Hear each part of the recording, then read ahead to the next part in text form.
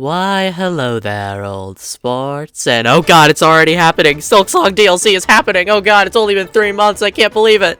As you can tell by my calm and collected reaction, I was not expecting Silksong DLC to be announced this early on into the game's life. Now yes, obviously I am thankful we don't have to wait another 6 to 7 years to get more Team Cherry Hollow Knight content. But I just want to explain that I am surprised. So today, I'm going to do a quick breakdown of this 42-second trailer, as well as talk about some of the news that we got about the first Hollow Knight game, because we got like a whole newsletter from Team Cherry. I never thought I'd see the day we got another one. To add some context to this just announcement, there was an area in the teasers and trailers, and then also referenced in the game as Pharloom Bay, and it even has like a map image associated with it and implies it would have been next to Bylewater and above Las Verdinia, or where Las Verdinia was. Lots of in-game graphics are referred to as Barnacle area, or like Barnacle_Vines, Barnacle_Town, stuff like that. And it's also just seems to be a Barnacle-y area, as seen in like some of these images I should be putting up on screen. And then in terms of the lore, it seems the area is canon even before this teaser came out, because the alchemist who gives you the...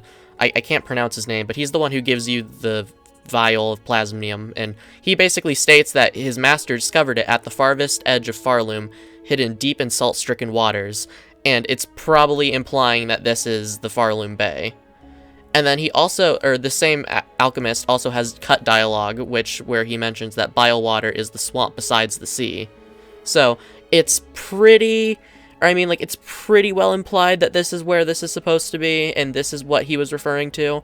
And as seen later in the teaser, we might actually get more information on the alchemist's master, but I'll get into that in a moment. I just wanted to give some context before we get into the teaser proper.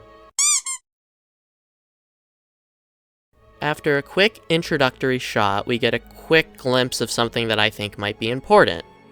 Team Cherry deliberately chose to put this here, so I think it's important. I think this will either have something to do with a quest related to this DLC, or, and I think this is the more interesting option, it might be related to a new crest. Now this might just be me, but this kind of looks similar to some of the bodies that Hornet binds into herself to absorb their crest. So I was thinking, hey, maybe this might be a crest for the DLC, and we might get a new crest. To me, I guess it's just how it's framed. Whatever object that is laid out on that, like, stone slab or whatever it is, covered up with a tarp that seems to be pinned down into the ground. I don't know, I could see Hornet stabbing that dramatically and then shouting as she binds it into herself and getting the salty crest or whatever. Yeah, I can't name things to save my life, my apologies. Next up, we see what appears to be lightning, I guess, striking these bulbs on the top of this tower. And why I'm confident this is a tower of some kind is because in an old map shown off in an art exhibit, we see that this was going to be part of the base game at some point, and we even have sketches from Ari Gibson talking about it being a lab. Considering Xyolotl, I messed his name up. Considering that guy's master was working here before he found plasmonium, and maybe that's even what caused his death, because I feel like it's implied that that guy was in the past tense when we learn about him in Silksong. But anyways, also adding on to that, since the dome at the top is cracked and it seems to seem like something has broken it, I wouldn't be surprised if this is kind of an abandoned area we end up exploring. The other most obvious visual thing here we can see is those blue petals, or perhaps wings.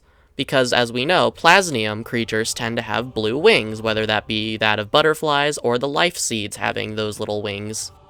Again, this could be completely unrelated to plasmonium, but considering the blue vibe this whole trailer seems to have, and the fact that we know plasmonium in Silksong was found in the Pharloom Bay, or the sea at least, I feel like if any time we're going to explore plasmonium's origins, it's going to be here. Though obviously I could be wrong, and I am making a lot of assumptions here, so please take everything I say with a grain of salt.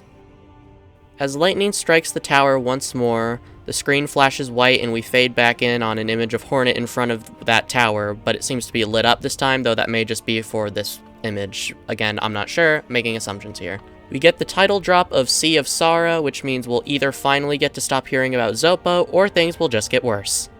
Regardless, this DLC pack will be coming out in 2026 and will be free for all players like the previous DLCs, which I'm very thankful for. Thank you, Team Cherry. After starting out this little blog by thanking us for crashing all of the storefronts, we get to learn a bit more about the first expansion, including the fact that it's one of the first big expansions, because it specifically says that first big expansion is already well underway. So that has implications that I'm very excited about. It's also confirmed that we have new areas, and I feel like that was pretty obvious. We'll have new bosses, which I guess that was sort of obvious, and tools. So, I mean, I don't want to sound rude here. I guess it's just like, yeah, that sounds par for the course, but it's glad to have that confirmed. And then it says, Hornet's adventures continue in our nautically themed expansion, coming free for all players next year. And I think, looking back on the trailer, I think that final shot where you see Hornet in front of that glowing thing, what if that's a submarine? Because back in those images from the art gallery, they mention a sea vessel, so maybe that's a submarine of some kind. Just food for thought.